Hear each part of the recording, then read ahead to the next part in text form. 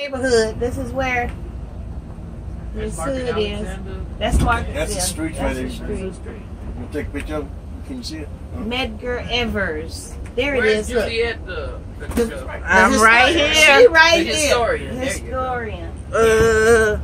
Hold up. I got it. And there's the house. Yeah. You got it? Mhm.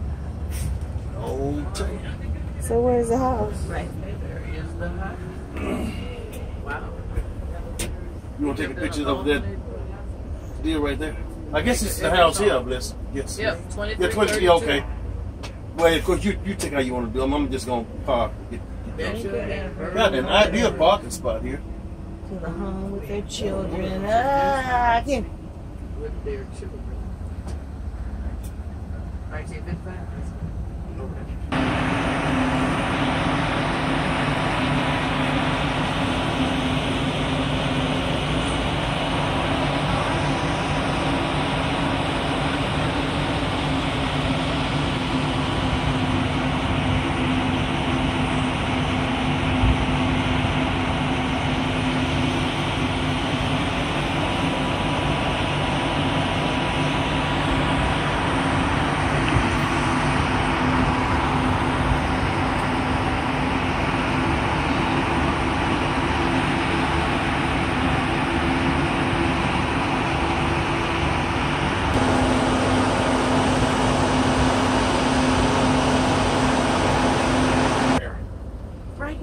That's right. That's what I say. You was shot in his yard right here. Yeah. In June 12th, 1963. In the drive. I'm going to use it. Okay. Just in case my leg's not long enough, okay? I hear you. All right. All right. You need the mic. I got the mic right here. I do need it. I do need it, I think. I got a big mouth, but I think I need it. It's spoken to. Okay. You're on the dock. Good afternoon. Good afternoon. My name is Minnie White Watson, and I want to welcome you to the MEDGAR Evers Historic House on behalf of Tougaloo College, who right now, are operating the house, but National Park Service is in here. They have picked us up. So, that's wonderful. And they're just going to come in and do whatever they do. But anyway, this is the MEDGAR Evers Historic Neighborhood. And as I said again, on behalf of Tougaloo College, and I welcome you. I'm going to say for the city of Jackson, what are you all doing, attending a convention? We're on tour. Oh, how about that? Where are you going? Well, we were here last night in Jackson. We're headed to Fayette, Mississippi. Going back that way. And then we'll come back here, spend the night, then we'll go to Gulfport on Saturday. Okay, all right. Okay, not going to hit the Delta. Going to Gulfport. Mississippi Delta. Up that way. Okay. We're not going to B.B. King Museum. Oh, see, we didn't know. Well, the Civil Rights Museum up there, but B.B. King Museum. Okay, but B.B. King, you passed it, probably coming this way. Its grave is right there beside the museum. We came from Texas. Yeah, okay. Texas. All right, but anyway, back to what I was saying. I work at Tougaloo College. I was, up until December, I was the archivist there, and I did this. But this is where MEDGAR Evers, I know you've heard about MEDGAR Evers, read about him, you've studied about him, and probably know some things I don't know. But this is where MEDGAR Evers came to live. He brought his family in here after he became the first field secretary for the Mississippi NAACP. MEDGAR grew up in a little old town called Decatur, Mississippi, up near where, when I tell people that, especially the white folks, they say, oh yeah, up near where Elvis Presley grew up. If you want to say that, Elvis Presley grew up near where MEDGAR Evers grew up. Yeah. But anyway, and MEDGAR talked about, he always would talk about growing up, he said, in your face segregation. He said, I didn't like that. Couldn't understand why it had to be that way. He said, because I lived around whites. And the kids and I, the white kids and I, we associated one with the other. We hunted together, we fished together. He said, it was only after you got to be a certain age, he said, I had to leave those guys and began saying Mr. and yes sir and no sir. Didn't like that, couldn't understand why it was that way. We talked to my daddy about it. My daddy said, MEDGAR, that's the way it is. MEDGAR had very strong parents. He said, that's the way it is. But it does not make you less of a person because of how people treat you. You know who you are. But there are certain things you got to do to survive in this kind of environment. And MEDGAR said, he said, before I was 12 years old, I had witnessed 2 lynchings. He said, my dad and I were in the woods one morning. We came upon these men lynching one of my father's friends. He said, I thought it was so cruel. I asked my dad, why would they do that to him? He said, that's what they do. But what you must do to get out of here. And then MEDGAR said there was a 10-year-old kid who went to the Mississippi Whites Fair, the state fair. When I was growing up, the fair would come into Jackson. It still does in October. It would operate 2 weeks or better. The whites only, then they'd shut it down and take away some of the rides and other good stuff. And they opened it back up and it became the colored fair. Well, MEDGAR said this 10-year-old kid doesn't tell anyone. He goes to the white fair. He said they lynched that kid and put him on a fence. And they leave him there until his body began to deteriorate. Take him down and bury him. But they leave his clothes there. He said both black and white passed that kid. No one said a word. It wasn't discussed because this was a warning to both races. This is what happens when you step out of line. MEDGAR said, I wanted to get away from that. At the age of 16, he quit school, high school, goes into World War II. World War II was going on. They probably would have taken him if he had been 10. But he went in at the age of 16. And he said, even though it was segregated, he said, it didn't seem to matter too much about the color of my skin as long as I'm fighting and defending America. That's right. I come back home and it starts all over again. On my 21st birthday, he said, a group of veterans and we go downtown to register to vote. He said, and these white men run us off. He said, we go home and get our shotguns, and when we come back, that number had tripled. And an old white lady was sitting off to the side, and she yells over there, son, it ain't worth you losing your life over. Hold 1 second. Hello? You know where I left off, right? Where did I leave off? The white lady said. Y'all had y'all breakfast this morning. Yeah, we did. Okay. But anyway, he said this white lady yelled over there, said, son, it ain't worth you losing your life about that. He said, so we run, we don't go up against those men. But it made MEDGAR begin to think, and he said, let me get serious now. And he said, he gets in Alcorn College. Now, it's university now, but Alcorn College, majoring in business administration after he finishes his 2 years of high school. And he's a smart kid. He plays football, he runs track. He does a lot of stuff down there, but one of the most important things we think he did, he organized the first debate team. And he was the first black to debate at Millsaps College, then an all-white college here in Jackson. After that, of course, he was a veteran. He met Merle, his wife, when she was a freshman and he was a junior, so they got married. He was older than she was. And so they got married, and when he finished college, they moved to Mound Bayou, Mississippi. Mound Bayou is an all-black town up in the Mississippi Delta, still is, always has been. And in Mound Bayou, they had 2 hospitals, but a young black man had come in there, T.R.M. Howard, was running one of those hospitals. But T.R., as they call him, there's a book that this guy did on T.R. a couple of years ago. They call him T.R.M. Howard, the young black maverick, because T.R. was a millionaire to be a black man. And they said he was cocky, he didn't take anything off of anybody. But he offered MEDGAR a job of selling insurance for him. MEDGAR said, I went up there to sell insurance for TR. He pulled me in and began teaching me how to organize. He said, I started selling insurance in the little town of Clarksdale, and I began to see how black people were living. He said, well, we call us colored then. He said, I began to see how colored people were living. He said, I talked to them about, in the little town, since they were a little bit more sophisticated, about joining the NAACP and registering to vote. And they told me, Mr. Evers, they don't allow us to vote. Started telling him about things that had happened to people who tried to register. And then, Mr. Evers, in many places there are no schools for us. He said, so I sold some membership cards to the NAACP. He said, I did okay in the town with my insurance, but then I moved out into the plantations, and my God, what did I see? He said, the conditions under which people were living out there, he said, I'm talking about some whites as well as blacks, was so terrible. He said, some of these people didn't even have wooden floors nor windows in their homes. And here I am pushing insurance. I felt bad. I started talking to them about 2 things that I knew would make a difference: voting, education. Mr. Evers, they don't allow us to vote. In many places, there are no schools for us. If so, we in school so many weeks and we right back out on these farms. He said, I continued talking to them until one day I made a big mistake. Gave a young black man a voter registration application. He can't read or write. He thinks it's for insurance. So he takes it to his boss to help him complete the application. And when the man sees what it is, he gets together with the rest of the plantation owners. They kick MEDGAR off their properties, won't let him come back. He said, I told him, that's okay. We still can change some minds up here. Let's do some boycotts. He said, what's that? He said, well, you know, they let us buy the gas and won't let us use their bathrooms. We go into the stores, they shoot the prices up when we walk in, and sometimes they make us stand in line until everybody else is served. We going outside the area where they treat us a little better. He said, so we began taking people outside the area. Things began to change a little bit. Time racked on. 1954, your first educational act was passed. MEDGAR said, I always wanted to be a lawyer.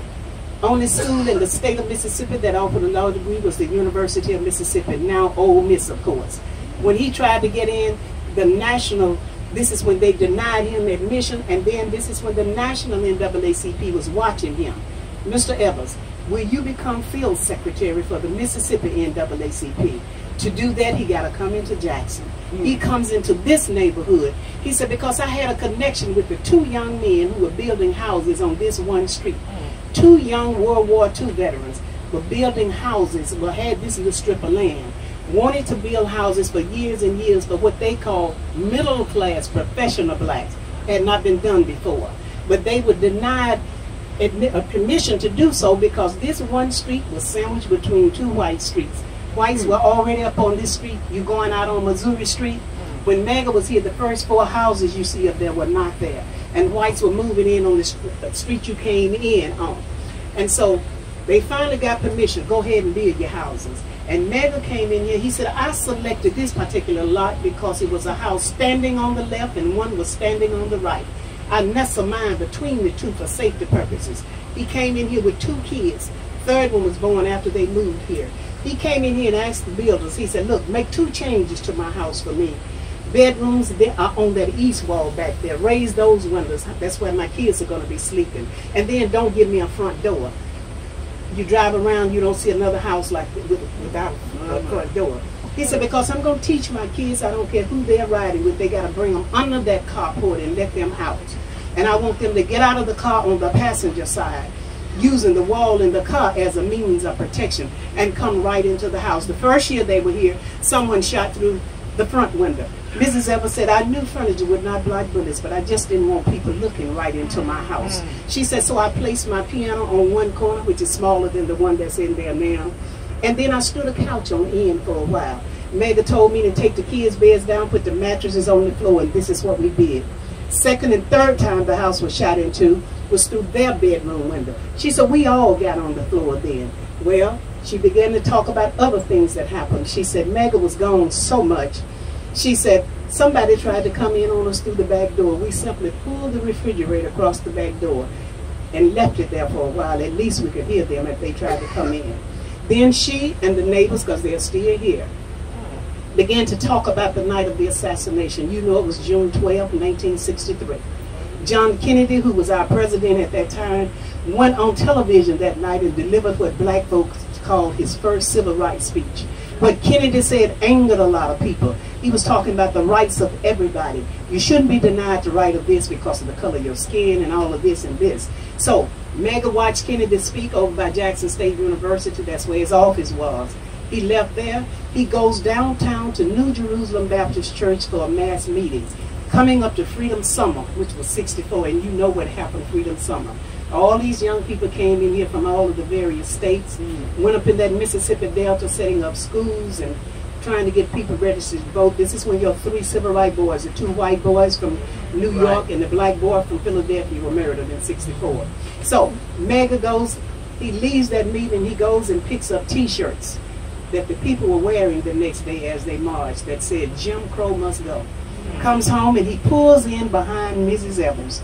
She's already under the carport in her long station wagon. So he pulls, he's out, way out here. When you go in under the carport, you're going to see some photos from the crime scene photos from that night up in the windows. He pulls in, he gets out of his car, and he comes to his trunk to get those T-shirts out. And when he turns to go into the house, Byron D. LeBeckwith is waiting for him where you see that beige house with blue shutters. I told you that house wasn't there. Those first 4 houses were not there. Just shrubbery and bushes. He stands and fires with a 30-yard 6-Enfield rifle. The bullet catches Medgar in his back.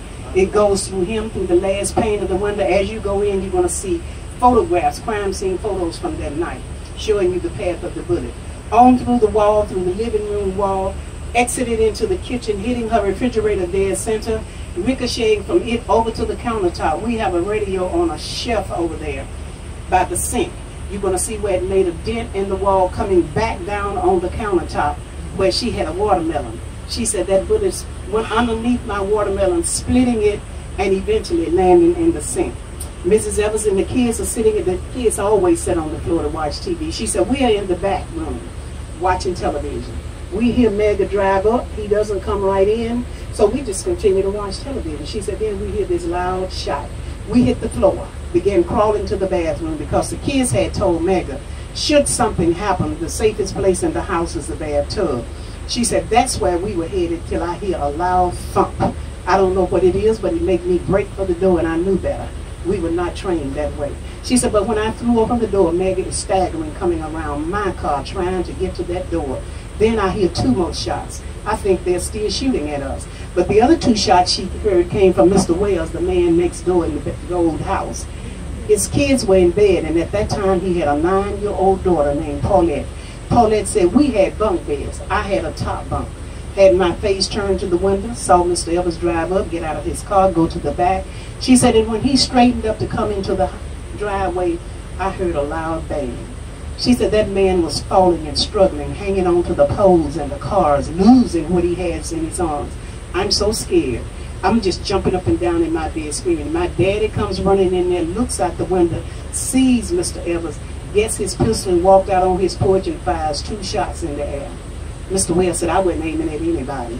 He said, I was just hoping to run whoever it was away. Mrs. Evers said, we were too afraid to go back out until we heard talking. When we heard them talking, a man named Mr. Quinn lived on the end. He said, when I heard the shot, I just started running. And he made it here. He and Mr. Wells got Medgar, picked him up, took him and laid him on the floor in the front room, waiting on an ambulance that never came. Some said one had been called, some said one was not called. But they put him in Mr. Wells' station wagon, and he said to Mrs. Evers, I'm going to the closest and the best. He considered it the best because at that time it was all white.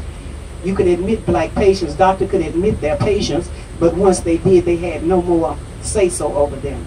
But Mr. Wells said, when we made it there with Medgar, he said 2 people came out and apologized for what had happened. They really were apologizing because you brought him to the wrong place. This is not a colored hospital. We don't have any colors on staff except one nurse. If we treat him, we can lose our license, Jim Crow law. He said, but after a little bit, a white man stepped from around the building and said, if they let you bring him in, I'll work on him. Medgar's doctor made it there, Dr. A.B. Britton, black man, of course. Dr. Britton said, I went there just in case they had said there is no doctor. I could have said I'm one. He said, but at that time, I didn't have permission to work there either. I could admit my patients, but once I admitted them, that was that. He said, but they didn't know who Medgar was until I made it there. I asked the question, do you know who this is? And they told me no, and I said, this is Medgar Evers. He said, one of the doctors said, oh my God, we got Medgar Evers in here. He said, but they really tried to save Medgar. We said, do you think he would have made it had they worked on him as soon as he got there? He said, I doubt it. He said, that's why we all were so amazed. Medgar was alert, talking, and making good sense at first, the condition he was in. He said half of Medgar's chest had disappeared. We know he didn't make it. They buried him in Arlington National Cemetery. Dr. Britton wouldn't let you say he died. He said he lived 45 minutes after getting there. And of course, we know it took them 31 years to find Byron D. LeBeckwith guilty, the assassin. And when they found him guilty, it was not necessarily a murdering Medgar Evers, but it was robbing Medgar Evers of his civil rights. Sentenced him to life in prison. Spent a great deal of time right downtown in the city jail. The book that the movie was based on was done by Mary Ann Vallis. Her book is called The Murder of Medgar Evers, The Trial of Byron D. LeBeckwith, and The Haunting of the New South. She says, this is where I interviewed Mr. Beckwith's. Doors were not locked. We're talking about 31 years later. Doors were not locked. People visited him, brought him anything he wanted. They discussed the N word all the time, even though he was being guarded by blacks. Then eventually they sent him to Rankin County Penal Farm, about 35 or 40 miles from here. Placed him under 24-hour suicidal watch. We know Beckwith was not going to commit suicide. Met a lot of his doctors, a lot of the guards who was responsible for it. They say he would not eat any dark foods. Bring him a Coke or something, a cake, chocolate cake, you hear him screaming outside the facility that they were trying to kill him. Eventually, he died in the same hospital Maida died in, just bigger and better. University Medical Center. But anyway, Mrs. Evers and her 3 kids, she said she was angry and she was afraid. So she lived here roughly a year, took her kids and moved to Claremont, California, Claremont. She said, I had some friends there, and they encouraged me to come to California. So the National NAACP and others helped her move there. She sold Mega's car and quite a bit of her furnishings to get out of here. Claremont, apparently, I don't know why they invited her, but it had to be, these friends she said she had to be white because she's still the only black in that community. And she comes quite often. In fact, she and her daughter started the Mega Merlin Institute here in Jackson. They deal with young people. And she's here a lot. She was here a couple of weeks ago filming for the Civil Rights Museum. You got to come back. That's going to open in December. And her daughter is always here. Not at the house, but here in Jackson. The oldest son, Darryl, you know, Darryl didn't talk for a long time. When he walked out and saw his dad in the driveway. Mrs. Evers said after they got to California, this white coach got Darryl, began working with him with sports, brought him back. But Darryl died in 2001. He changed. He was not the same anymore. He began, as he got older, he fashioned himself after Mega's friend from South Africa, Kenyatta. And he wore the long white robes and the turbans. The baby boy, James Van Dyke, he is still in California. Rarely does he come. But Mrs. Evers, as I said, is here quite often. The first room, when we go in, the first room was the living dining area. And then the first room back here was Rena's room, that second window you see. In that room, we have, we call it the visual wall, a lot of photographs, a lot of writing on the wall. You're free to take pictures, because you better do it now, because when Park Service come in, we don't even know if they're going to let you in the house. This third room, the second window back there, that was Mrs. Evers' room. And the room over to the side, the north side, that's the boys' room, where the beds are actually on the floor. Mrs. Evers didn't like it when she came in. Castle Rock had put a bed in her room up. We explained that Castle Rock did that. We didn't do it. At some point in time, we might drop her bed back on the floor. Those are the only 2 questions. Why would you let them put a bed up in my room when we all were on the floor? And then how did you, like Whoopi Goldberg, portraying me in that movie? So those were her 2 questions. All right, I'm going to let Whoopi Goldberg, I think, you know, she couldn't have to do just so much, because, you know, movies ain't going to sell if you tell the truth all the way. Right. But I think she did a good job. But I just said, I think Whoopi Goldberg helped sponsor that movie. I don't really know that or not. But she wanted it to be made. I do know that. I'm going to let you decide how you come. It's nice and warm outside, so if everybody want to get out, but everybody can't come in the house at the same time, unless you just walk through it out. Thank you for your attention. Thank you, ma'am.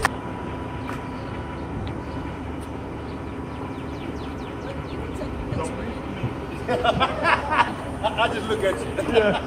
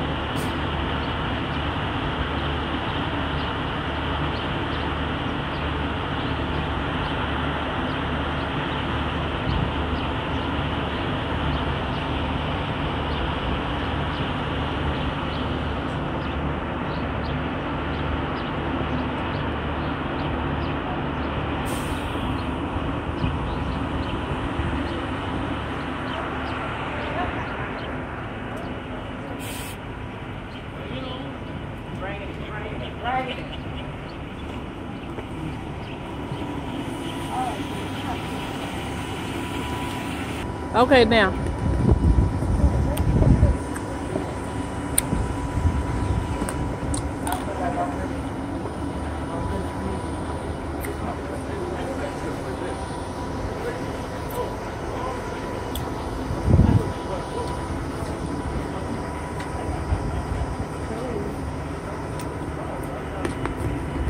Thank you. I just want to make sure I had a shot of me in it. No. I got you. A shot of y'all here at the place.